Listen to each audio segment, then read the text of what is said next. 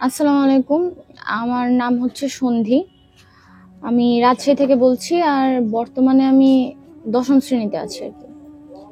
তো আমি আসলে এমন না যে আমার সাথে আসলে খুবই ভয়ানক রকমের কিছু ঘটেছে, বাট এইরকম হয়েছে যে আমি ছোট থেকে এমন কিছু জিনিস দেখেছি। and পরবর্তী সময়ে দেখা গেছে যে ওগুলা বড় বড় আকারে ধারণ করেছেন। ওগুলা আমাকে আসলে ক্ষতি করেছে। যেমন আমি ভৌতিক টাইপের কিছু বা জিন কেন্দ্রিক যে বিষয়গুলা, এটা ছোট থেকে একেবারে পিচ্চি কাল থেকে দেখেছি এভাবে যে আমার মনে আছে যে আমি যখন আমার মনে হয় বয়স তখন ৩-৪ বছর, আমার অতিরিক্ত জ্বর ছিল এই সময়টাতে। তো আমার যতটুকু খালি মনে আছে সেটা হচ্ছে আমি আমাদের আমাদের রুম, আমরা একটা ইউনিট নিয়ে আগে থাকতাম, আমাদের বাসা বেশ বড়। তো আমাদের যে বিছান যেভাবে রাখা আর কি, বিছান থেকে যদি আমি আমাদের আগে বক্স খাট ছিল না, আমাদের নর্মাল একটা খাট ছিল। তো এই খাট থেকে মাথাটাকে এইভাবে ঘোরালে আমাদের ডাইনিং রুম দেখা যায় আর কি। এখন এই যে ডাইনিং রুমটা দেখা যায়, আমার মনে আছে যে আমি আব্বু হচ্ছে পাশে শুয়ে, আম্মু হচ্ছে পাশে শুয়ে, আমি মধ্যে শুয়ে। আর সেম আমার মতো ড্রেস আপ করা বা আমার মতোই হচ্ছে অঙ্গভঙ্গির একটা কিছু একটা আমাদের পিছেই হচ্ছে একটা বিশাল বড় জানালার হচ্ছে রেলিং এর ওখানে দাঁড়ায় আছে। আমি এর চেয়ে আসলে আমার কিছু মনে নেই, আমার খালি মনে আছে তারপর যে আমি চিল্লায় উঠলাম, এবং চিল্লায় উঠার পর হচ্ছে আমার আব্বু আমাকে জাস্ট আসলো, সান্ত্বনা দিল, এবং হচ্ছে সে পাশে আর কি ঘুমিয়ে গেল। তো এরপর আসলে যেহেতু আমি অনেক পিচ্ছি ছিলাম, ওরকম ভাবে আসলে কিছু আমার মনে নাই। এরপর আমার মনে হয় ২-৩ বছর পর, আমার বয়স মনে হয় ৫ বা ৬ বছর হবে, আমি আর আমার আম্মু তখন হচ্ছে আমাদের গ্রামের বাসাতে গেছিলাম। আমাদের গ্রামের বাসা হচ্ছে দামকুড়ার ওইদিকে। তো আমরা গ্রামের বাসাতে গেছিলাম। আমাদের ওই সময় ছোট যখন আমরা ছিলাম, তখন হচ্ছে কাজিনরা মিলে অনেক বেশি গ্যাদারিং করা হতো, এরকম হচ্ছে আমাদের গ্রামের বাসাতে আর কি। তো এরকম ভাবে আমরা গ্রামের বাসাতে গেছি। এখন ওই দিনটাতে আমার আব্বু আবার হচ্ছে বাসাতে ছিল না। আমার ভাই বোন হচ্ছে ততদিনে ঢাকাতে চলে গেছে, আমার বড় ২ ভাই বোন আছে, তারা ঢাকাতে চলে গেছে পড়াশোনার জন্য। আর আব্বু ওই সময়টাতে কোনো একটা কাজে ঢাকাতে গেছিল। তো বাসাতে পুরো আমি আর আম্মু। আমার মনে আছে যে আমরা বাসায় পৌঁছেছিলাম মানে 8:30-9টার দিকে। তো আমি যেহেতু সারাদিনই হচ্ছে বাইরে ছিলাম, আমি অনেক ক্লান্ত ছিলাম, আমি এসে ঘুমিয়ে গেছিলাম। এখন যখনই এসে ঘুমিয়ে গেছি, আমি বিছানাতে শুয়ে আছি, আম্মু আমাকে পাথাল করে শুয়েছিল, আম্মু পাশে শুয়েছিল ডান সাইডে। তো আমার যখন ঘুম ভেঙেছে, আমার হুট করে ঘুম ভেঙেছে, আমার মনে হচ্ছে যে হয়তো তখন 12:30 বা 1টা বাজছে রাত। আম্মু পাশে নাই। আর বললাম যেহেতু আমাদের বিছান থেকে এইভাবে সাইড ঘোরালেই হচ্ছে আমাদের ইয়াটা দেখা যায় আর কি, ডাইনিং রুম।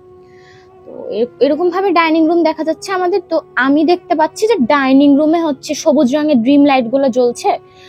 আমি তখন ডাইনিং রুমে হেঁটে হেঁটে গেছি, দেখছি যে আমাদের যে টেবিলটা আর কি, ডাইনিং টেবিল, ওটা এইভাবে দেওয়া আর কি, এইভাবে রাখা, এই সোজা ভাবে না রেখে বাঁকা ভাবে রাখা।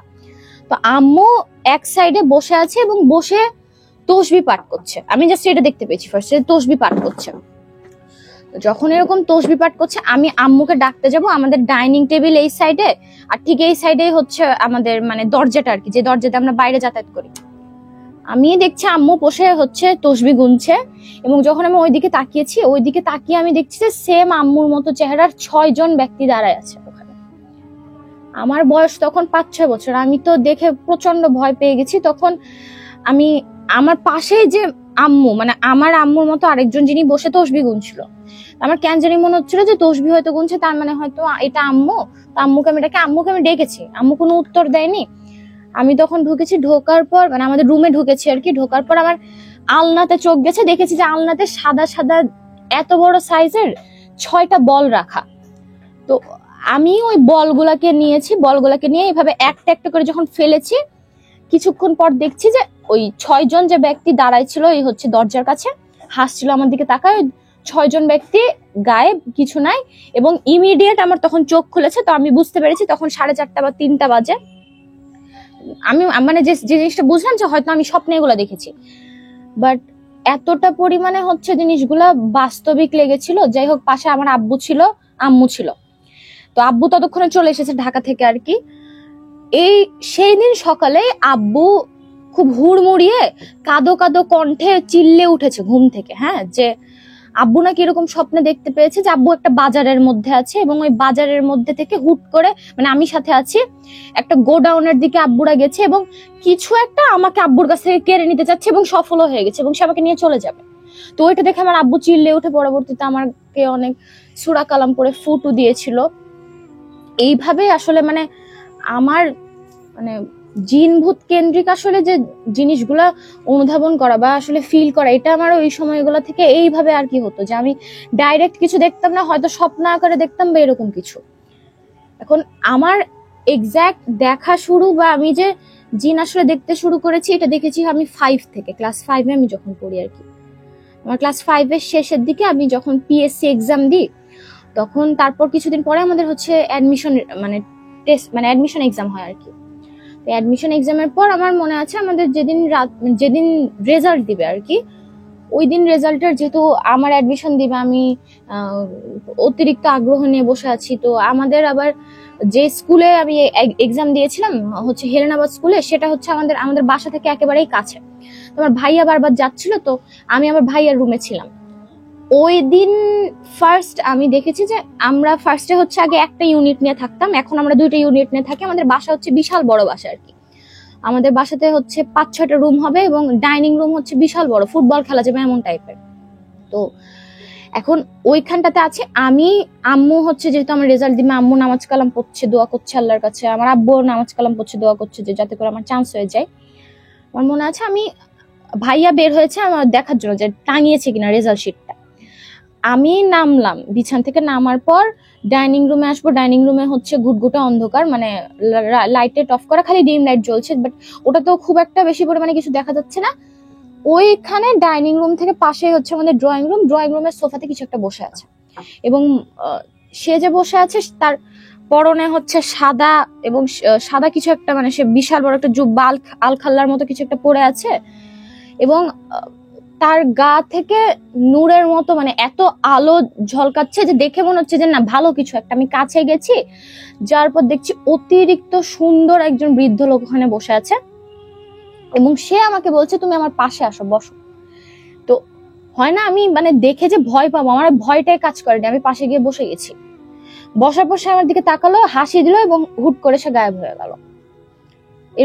তারপর এটা আমি ওই সময়টাতে যেমন এগুলো ঘটেছে, আমার আম্মু তখন এখন পর্যন্ত জানে না, এখন জানতে পারলো, বাট এগুলো জানে না।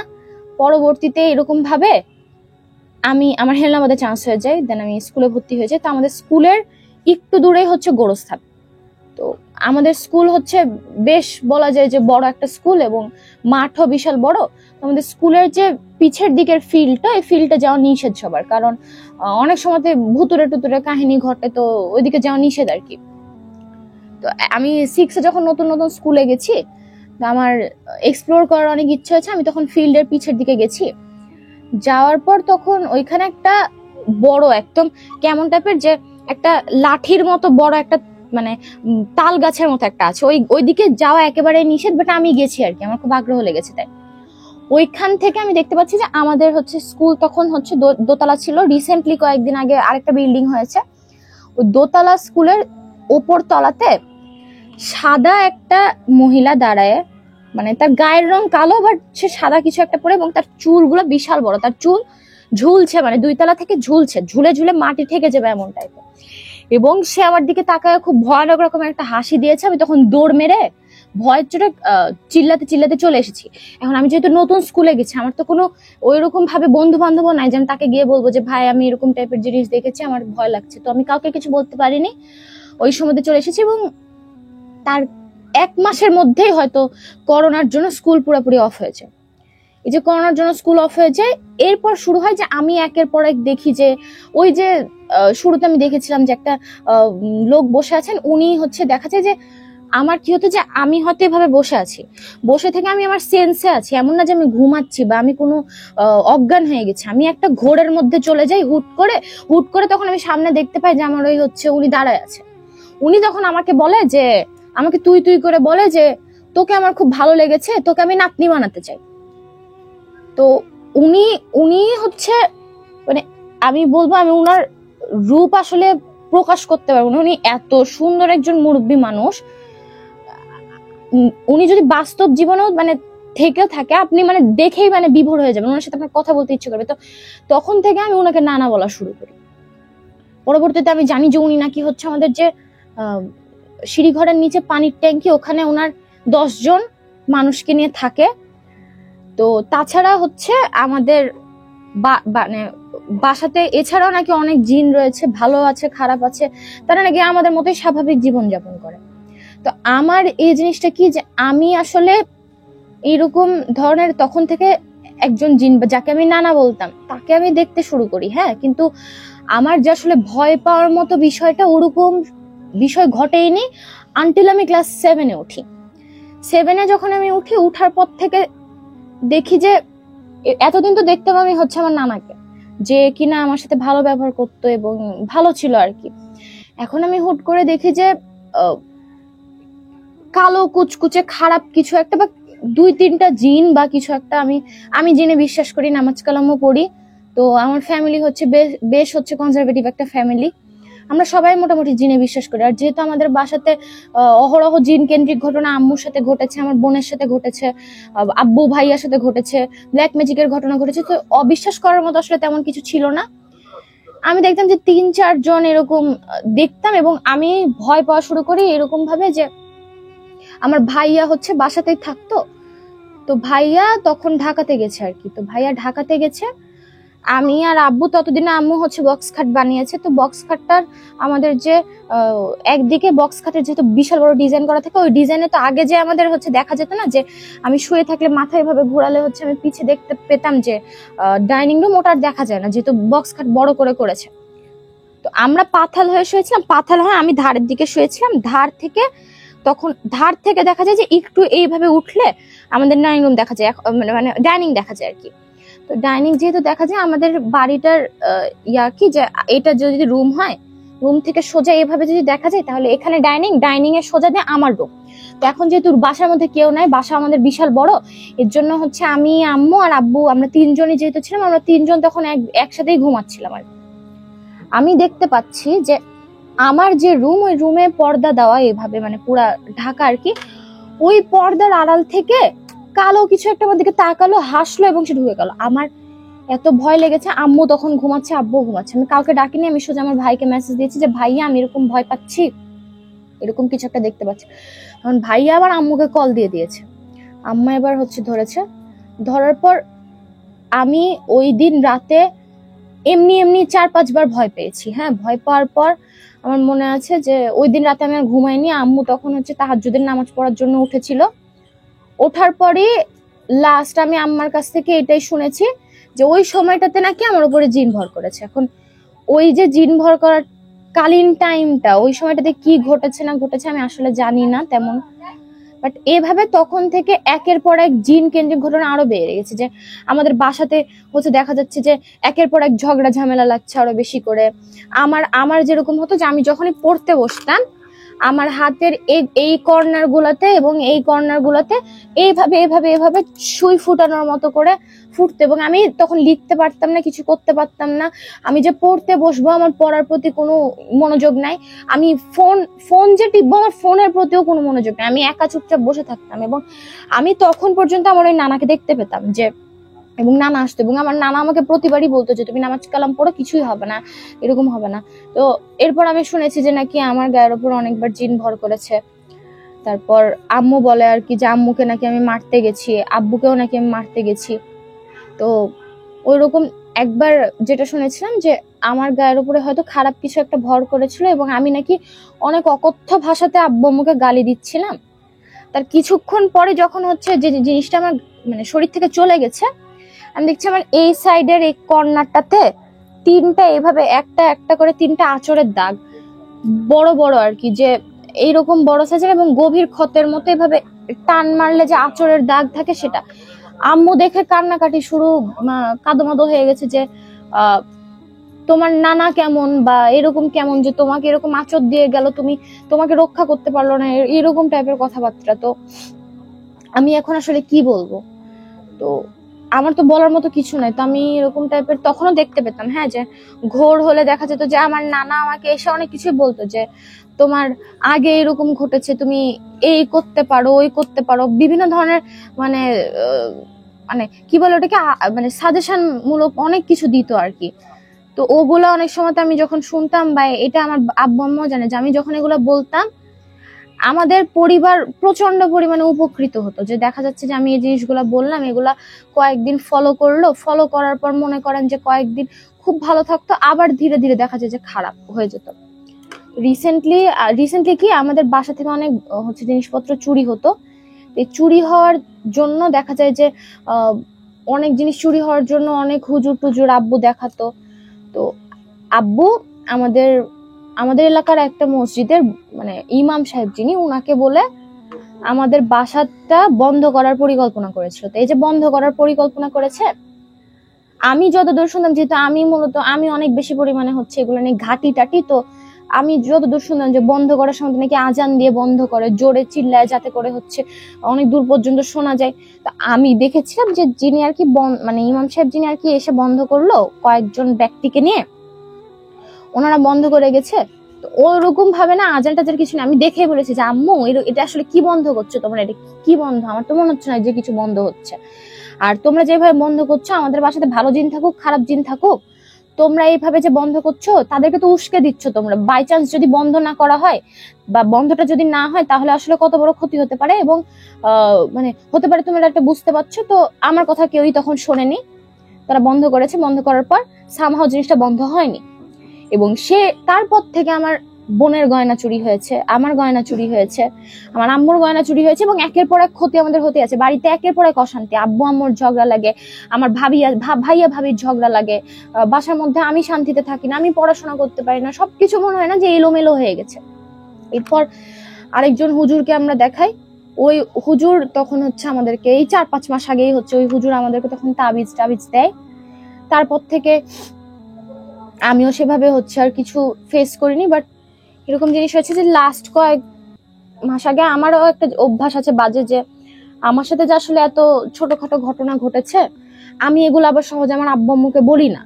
কারণ আমার মনে হয় যে আমার আব্বু আম্মু চিন্তা ভাবনা করবে, আব্বু আম্মুর বয়স হয়েছে, তো তাদেরকে যখন আমি বলবো, দেখা যাবে যে তারা চিন্তা ভাবনা যখন করবে, তাদের তো একটা টেনশন কাজ করবে, এবং এই টেনশনের থ্রুতে দেখা যাবে যে তারা অনেক বেশি পরিমাণে অসুস্থ হতে পারে। আম্মুর যেহেতু ডায়াবেটিস প্রেশার আছে, আমি তেমন ভাবে কিছু বলতে চাই না, বাট আমার এরকম হয় যে আমি হয়তো রাতে বসে আছি, আমাদের যে রান্নাঘরের পিছে থেকে কিছু একটা উকি দিল, উকি দেওয়ার পর চলে যায়, বা একটা হাত এভাবে বের করলো, হাত চলে যায়। তো আমার যেহেতু এরকম অনেক ঘটনা ঘটেছে, আমার বন্ধু বান্ধব বা আমার কাছ থেকে শুনতে চাই। তো একবার এরকম রাতে কিছুদিন আগে, হয়তো 1 মাস বা 1.5 মাস আগে, এরকম আমি আসলে কলে বসেছিলাম, সবাইকে গল্প শোনাচ্ছিলাম।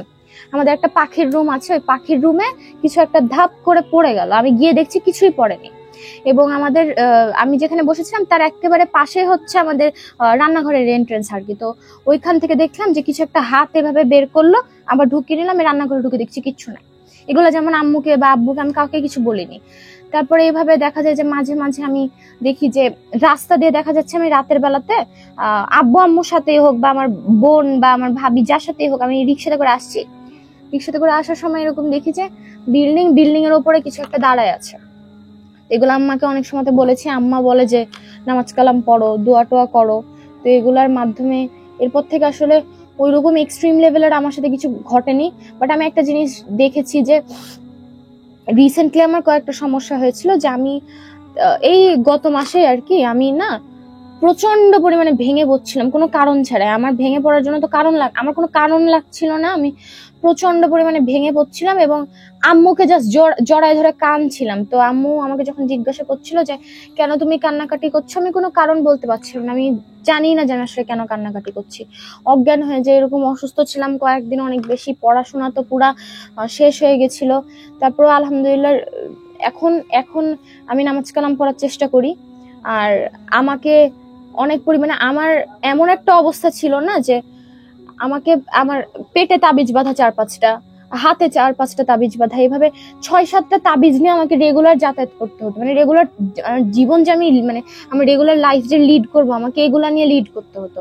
আমার রুলস অনেক রেগুলেশন ফলো করতে হয়, যে আমি ছাদে হচ্ছে চুল ছেড়ে যেতে পারবো না, বা সন্ধ্যার পর আমি ছাদে যেতে পারি না। কেন যে এরকম সমস্যা হয়, আমি যখন এরকম যাই আমার সমস্যা হয়। তারপর আমি ছোট থেকে হচ্ছে ভূত FM শুনি, ভূত.com শুনি। তো এখন তো রিসেন্টলি ভূত.com চলে, এগুলো শুনি। আমি যখনই এগুলো রাতে শুনি তখনই আমার হচ্ছে রাতের বেলাতে আবার হচ্ছে ভূতুড়ে টাইপের কিছু একটা ঘটে। এগুলো আমি রিসেন্টলি শুনতে পারি না। তো তারপরেও বলবো যে এখন বেটার আছি। তারপরেও যে একেবারে সবকিছু চলে গেছে তা না। আব্বু আম্মু অনেক হুজুর কবিরাজ দেখেছিল। তো একজন কবিরাজ বলেছিল, একজন হুজুর বলেছিল যে আমার শরীরের 9টা পথ দিয়ে নাকি জিন প্রবেশের চেষ্টা করে, এবং জিন খালি হচ্ছে 1টা 2টা জিন না, 30-40টা জিনের নাকি ভালো লাগে, তারা নাকি হচ্ছে এরকম প্রবেশের চেষ্টা করে। তো ওই সময়ের পর থেকে আমাকে এখন পর্যন্ত আমাকে তাবিজ পড়তে হয় এবং অনেক কিছু মেনে চলতে হয়, না হলে দেখা যায় যে আমি ভালোভাবে থাকতে পারি না। আমি যেভাবে চলাফেরা করি বা আমার পরিবার আসলে যেভাবে চলাফেরা করে না, তাতে কেউ মনে বুঝতে পারবে না যে আমাদের আসলে হয়তো বা সমস্যা আছে, বা আমরা আসলে অনেক কিছু ফেস করি। বাট তারপরে অনেক কিছু ফেস করি বা অনেক সমস্যা হয়। তো এই তো এখন এভাবেই চলছে আর কি, এভাবেই সবকিছু চলছে এবং এভাবেই যাচ্ছে আর কি। মাঝে মাঝে ঘটে অনেক কিছু। তো এই ছিল আমার ঘটনা। আসসালামু আলাইকুম, আমি রাজশাহীর লক্ষ্মীপুর থেকে বলছি। আমি শিরিন। আসলে আমরা যখন 1991 সালে আমরা একটা জমি কিনে বাড়ি করার সিদ্ধান্ত নিয়ে, যেহেতু আমার হাজব্যান্ড ব্যাংকে চাকরি করে, ওখান থেকে কিছু আমাদের সুযোগ সুবিধা পাওয়া যায়। তো সেই পারপাসে শহরের মধ্যে আমরা একটা জমি কিনে, জমি অনেক দেখাশোনা করার পর জমি কিনে, কিন্তু জমিটা যখন কেনা হয় তখন কিন্তু আমরা বুঝতে পারিনি যে সেই জমিটার উপর জিনের প্রভাব আছে বা কোনো ঘটনা আছে। এটা তখন প্রতিবেশীর কেউ বলে না আমাদেরকে, যদিও আমরা স্থানীয় রাজশাহীর। এরপরে হঠাৎ বাড়িটা করি না, আমরা যখন নিচতলা বাড়ি করলাম, যথারীতি বাড়ি করে মিলার দিয়ে আমরা বাসাতে উঠে গেলাম। আমার ছোট ছোট ছেলে মেয়ে, তখন 2 বছর বয়স আমার বাচ্চা দুটার। তো বাচ্চারা যখন উঠলাম, সমস্যা ছিল না। আমার শ্বশুর শাশুড়ি যাওয়া আসা করতো, বাবা মাও পাশে থাকতো, যাওয়া আসা করতো, বাবার বাড়ি পাশেই ছিল। তো সেখানে আমরা হঠাৎ রাত্রে একদিন সন্ধ্যাবেলা আমার মাগরিবের নামাজ পড়ে আমি বসে আছে, একটু কোরআন তেলাওয়াত করবো চিন্তা করছে, এরকম সময় দেখছি দরজা আমার নক করছে, মেন দরজা বেশ জোরে জোরে নক করছে। তো আমি চিন্তা, সেই সময় তোমার বাইরের গেটে তালা, তো তালা ভেদ করে তো কেউ তো আসার কথা না রাত্রিবেলা। যাই হোক, তারপর আমি খুলে দেখি কেউ নাই। একটু অবাক হলাম, তখনও মাথাতে আমার কখনো আসেনি যে জিনের কাজ, এটা বুঝতেও পারিনি। যাই হোক, থেকে গেলাম বাসায়। তো কোরআন পড়তে যাবো, সে সময় কোরআনে বাধা হওয়ার কারণে আমি কোরআনটা পড়তে পারলাম না। ওর আব্বু বললো, আমার হাজব্যান্ড, যে এরকম শব্দ হলো তো থাক, এমনি তুমি দোয়া কালাম পড়ো, আমাকে একটু চা করে দাও। চা বানালাম, আমি নিজেও খেলাম, থেকে গেলাম। এভাবে চলতে থাকে। আসলে তো অতটুকু গুরুত্ব দিলাম, একটু সাহস বেশি আমার হাজব্যান্ড একটু ভীতু, কিন্তু আমি একটু সাহস বেশি করে থাকি। যাই হোক, তো অফিসে একটু ট্রেনিং এর ব্যাপারে আমার হাজব্যান্ড 7 দিনের ট্রেনিং এ ঢাকায় যায়।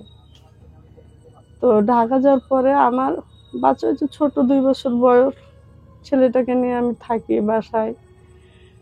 হঠাৎ আমি নামাজ পড়ে দরজা সব লাগিয়ে তালা লক করে দিয়ে আমি চলে আসছি বাইরে একা, যেহেতু বাসাটা আমার বড় বলা ভালো, বাসাটা আমার অনেক বড়, 6-7টা রুম বাসায়, ডাইনিং স্পেস অনেক বড়, বেলকনি, রান্নাঘর সব মিলিয়ে বেশ বড় বাসাটা। তো সব মিলিয়ে আমি এসার নামাজ পড়ে আমি আমার ছোট বাচ্চাকে খাওয়া দাওয়া শেষ করে আমি 10টা বাজে ঘুমাই দিয়েছি।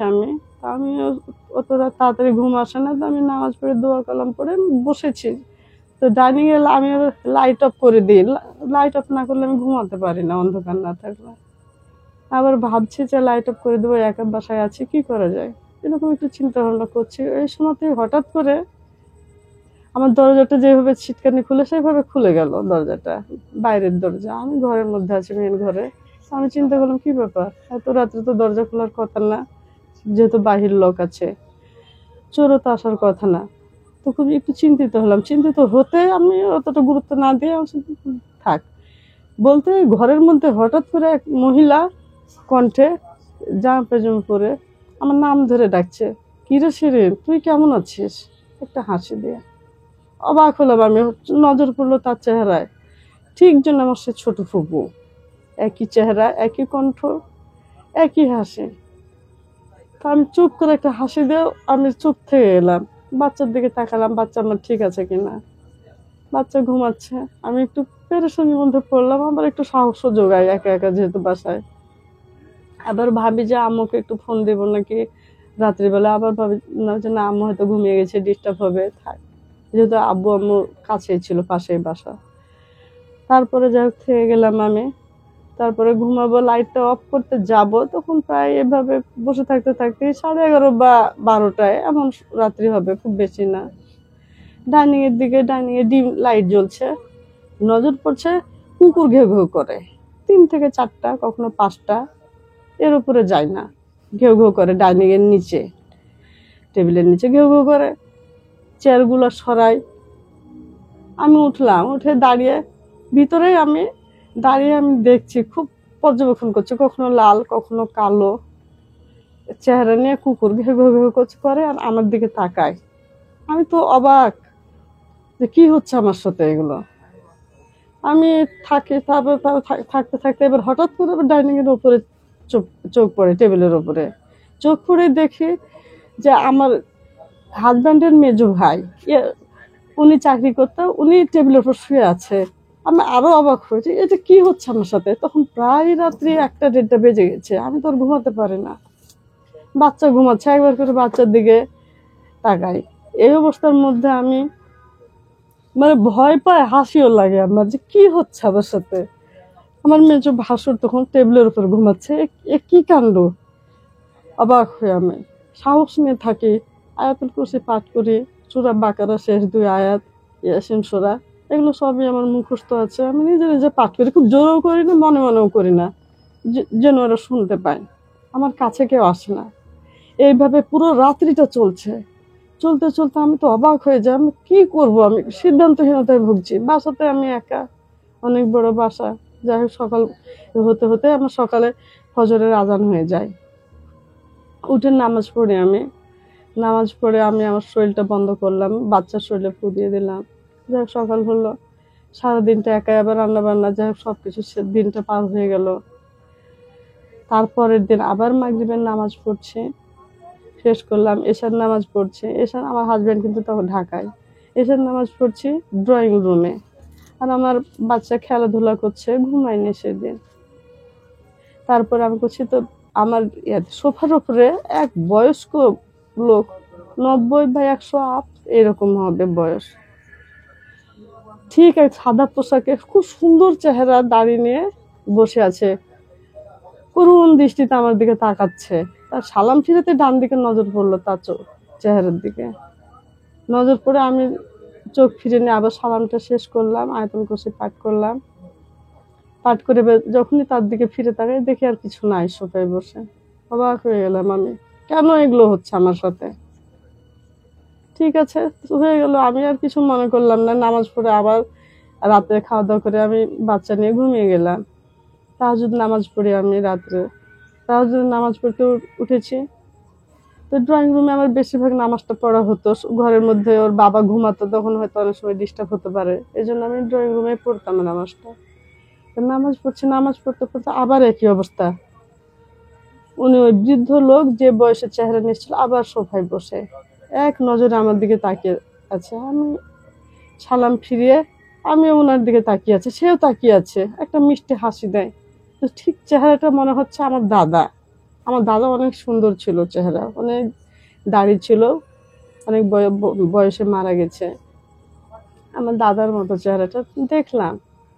দেখে আমি সালাম দিলাম তাকে, সালামের জবাব দিল, দিয়ে আবার হারিয়ে গেল। তো তাহাজ্জুদের নামাজ শেষ করে দোয়া কালাম সব পড়লাম, পড়ে একটু রাত্রি আছে, ফজরের নামাজ হতে দেরি, একটু আধা ঘন্টা বা 1 ঘন্টা এমন সময়টা হবে, অনেক আগের কথা যেহেতু।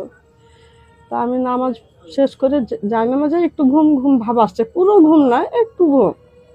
ওই ঘুমের মধ্যে এবার দেখছি যে আমাদের যে সিঁড়িঘরের পানির ট্যাঙ্কির নিচে ওদের একটা ঘর আছে, জিনদের বসবাস।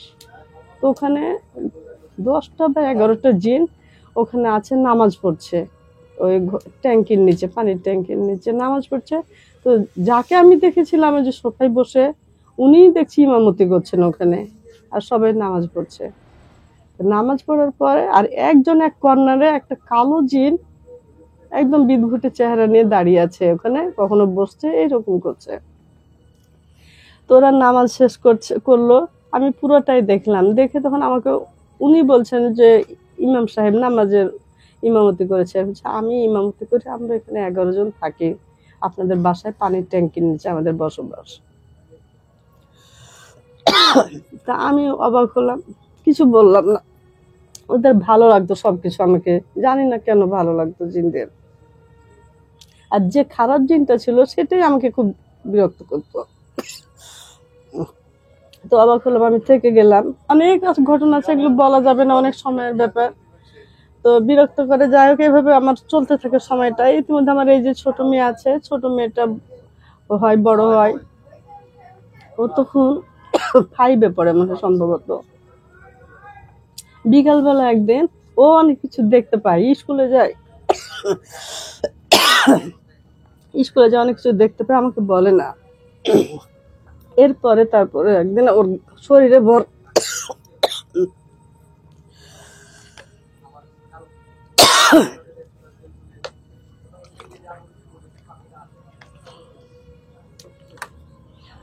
আসরের নামাজ পড়েছি আমি, ও সোফার ঘরে বসে আছে, একা একা মোবাইল টিপছে, এলোমেলো চুল নিয়ে কি যেন একটা অবস্থা। তা আমি বলছি এরকম অবস্থা কেন?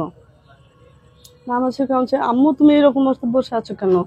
কর্কশ ভাষায় আমার সাথে কথা বলে। তা আমি একটু অবাক হই, তুমি এরকম হচ্ছে। তখন আমাকে বলছে, আপনি বুঝতে পারছেন না আমি কে? কেন আপনি আমার সাথে এভাবে কথা বলছেন? সালাম দিয়ে কথা বলতে হয় জানেন না?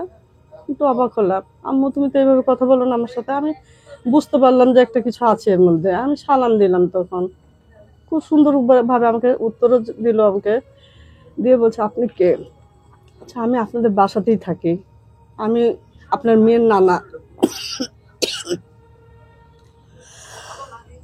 তো আপনার মেয়েকে আমার খুব পছন্দ, ওই জন্য নাতি বানিয়ে নিয়েছি আমি। অবাক হলাম।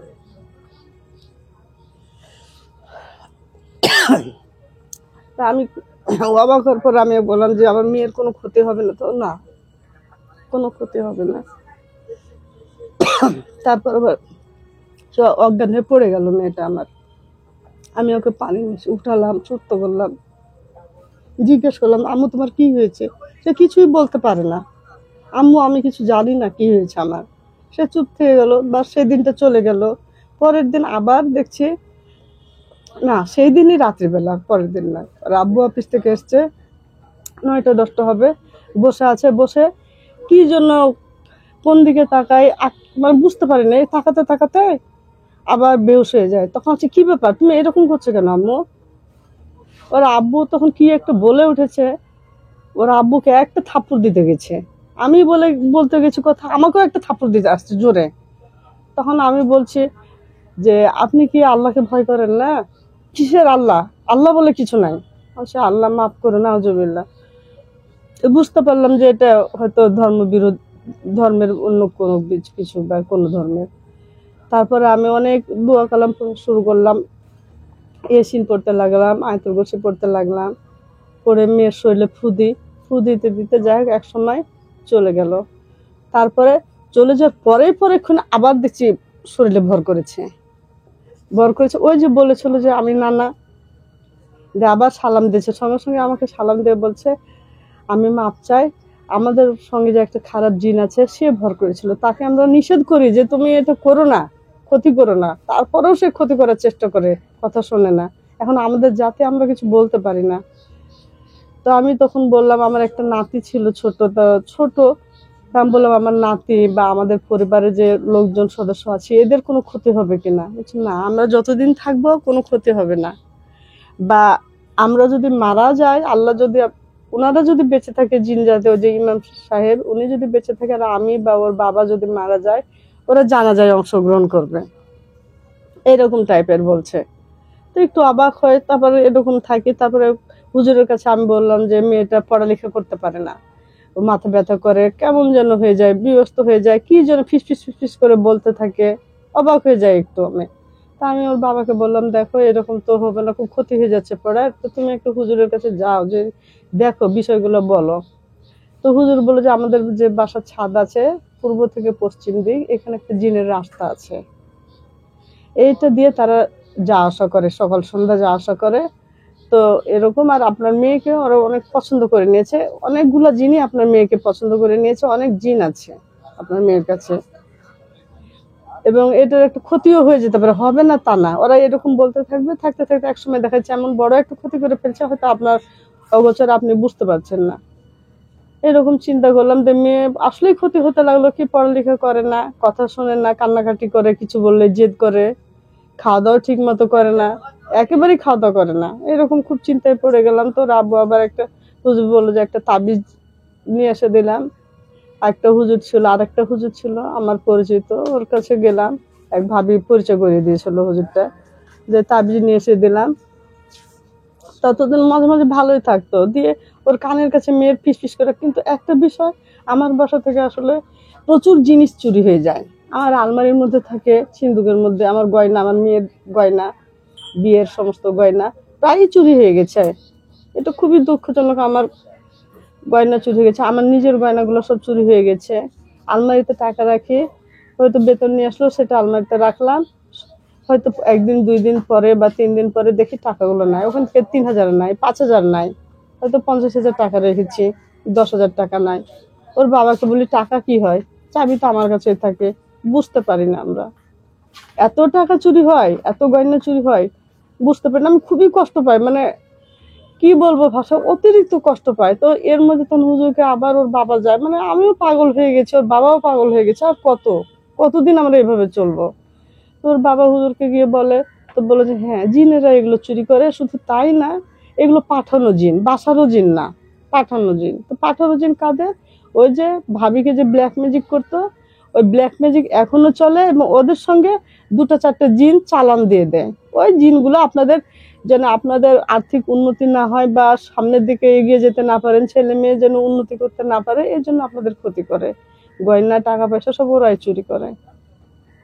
তো এখনো টাকা চুরি হয়ে যায়, হয় তবু কমেছে আগের থেকে, প্রচুর টাকা চুরি হয়েছে।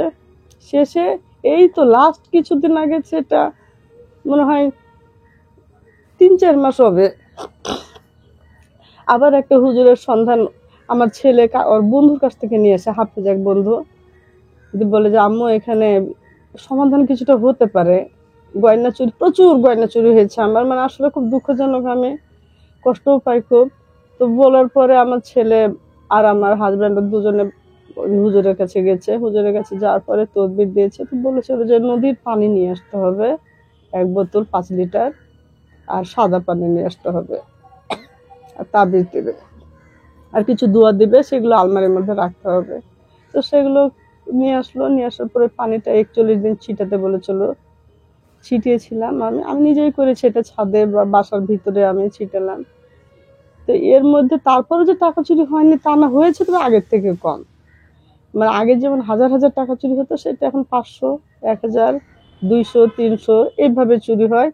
এই অবস্থার মধ্যে এখনো আমি আছি, খুব মানে সমাধানটা আমি এখনো আনতে পারিনি। আমি সমাধানটা দোয়া কালাম পড়ি, নামাজ পড়ি, সবই করি, কিন্তু আমি সমাধানটা এখনো আনতে পারিনি। তো হুজুর বলেছে ওই যে চালান দেওয়া হয়েছে, 100+ জিন আছে আপনার বাসায়, আপনার বাসার জিন প্লাস চালান দেওয়া জিন, সবগুলো একসঙ্গে হয়ে আপনার ক্ষতি করে রাখার চেষ্টা করে। কারণ ওরা জিন জাতীয়, ওরা তো একই হয়ে যাবে, মানুষ যেমন মানুষ এক হয়ে যায়, জিনও তাই। তো ক্ষতি করার চেষ্টা করে। তো বাড়ি বন্ধ করা যাবে না, বাড়ি বন্ধ করলে বিরাট বড় একটা ক্ষতি হবে। তো এটা করতে আমি পারবো না, কিন্তু আমি দোয়া কালাম দিব, সেই দোয়া কালাম করেন আর নামাজ পড়েন, আল্লাহ ভরসা বাকিটা। তো এইভাবে এখন বর্তমানে আছি। আগের তো চুরি হয়, টাকা পয়সা এখনো যে হয় না তা না, হচ্ছে, কিন্তু এভাবেই আমি আছি, এভাবেই চলছি খুব আল্লাহর সাহায্য নিয়ে। কিন্তু ভালো লাগে না, সুস্থ থাকি না, কখনো অসুস্থই থাকি বেশিরভাগ সময় আমি নিজে। এই ছিল আমার ঘটনা। আসসালামু আলাইকুম, আমার নাম রিহাত। আমি ইন্টার সেকেন্ড ইয়ারে পড়ি। পড়াশোনার জন্য আমি রাজশাহীতে থাকি এখন। আমার বাসা চাঁপাইনবাবগঞ্জ জেলায়। আমি আজকে যে ঘটনাটা বলবো সেটা আমার গ্রামের বাসা। আমার গ্রাম চাঁপাইনবাবগঞ্জ জেলার ইসলামপুরগঞ্জ। আমার ঘটনাটা বেসিক্যালি হচ্ছে আমার স্কুল কেন্দ্রিক, প্রাইমারি স্কুল কেন্দ্রিক। তো আমি ঘটনায় যাবার আগে আমার স্কুলের বর্ণনাটা দিয়ে দিই। আমার স্কুলটা হচ্ছে মাঠের মধ্যে, একটা চারপাশে মাঠ আছে, আর আপনার আশেপাশে তেমন বাসা নেই, তবে ডান পাশে একটা কবরস্থান আছে। কবরস্থানটা পরিত্যক্ত, সেখানে কেউ এখন কবর দেয় না আর কেউ। তো ঘটনাটার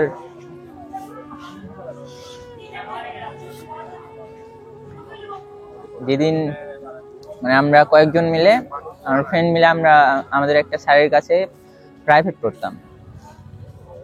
আমরা প্রাইভেট করতাম সকাল 6:30টার মতো এরকম সময়।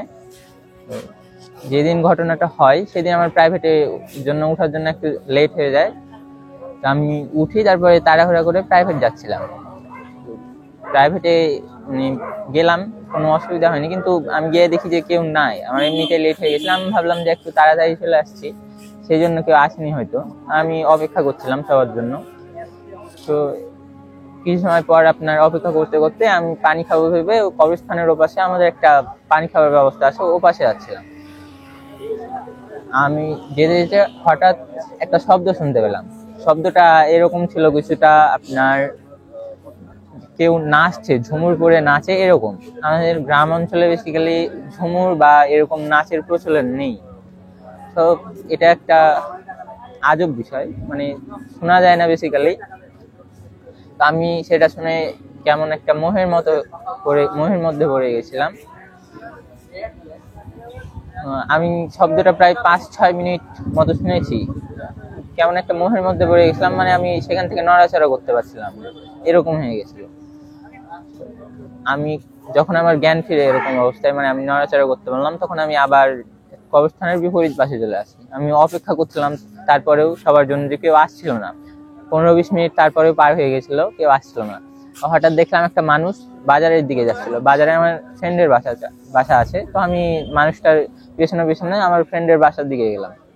ওখানে গিয়ে আমি আমার ফ্রেন্ডকে বললি যে প্রাইভেট যাবি না আজকে? তো ও বললো হ্যাঁ যাবো। তো আমি বলছি কত বাজে? ও বলছে যে এখন তো প্রাইভেট যেতে এখনো 10-15 মিনিট বাকি আছে। আমি দেখলাম সময় যে 10টা 15 কি 20 এরকম বাজে।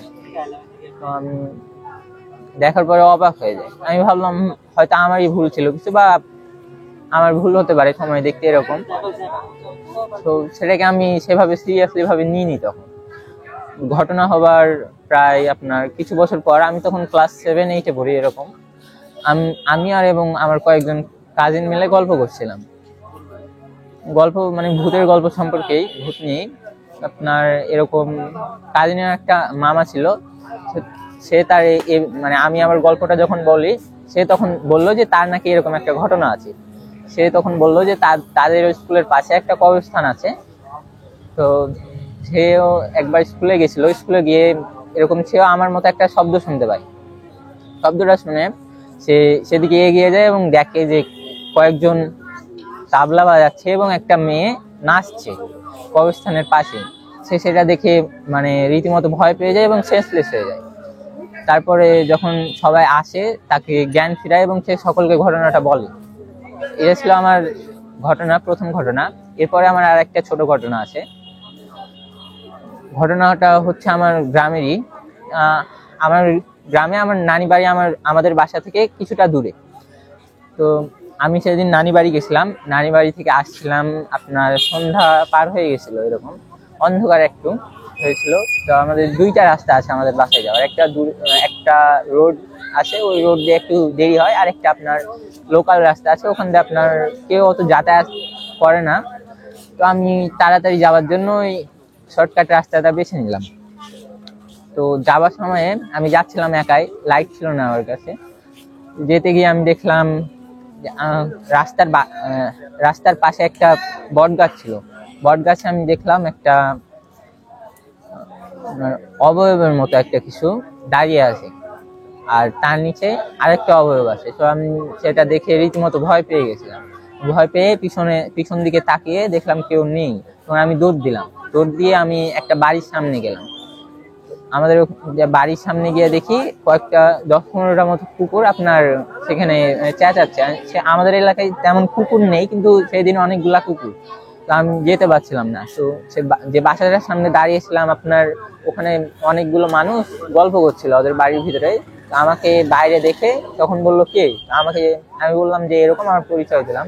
আমাকে চিনে তারা, আমাকে তখন একজন গিয়ে আমার বাসায় রেখে আসলো। তারপর আমি বাসায় গিয়ে এটা ভাবলাম। ভাই এখানে এটুকুই ছিল আমার ঘটনা।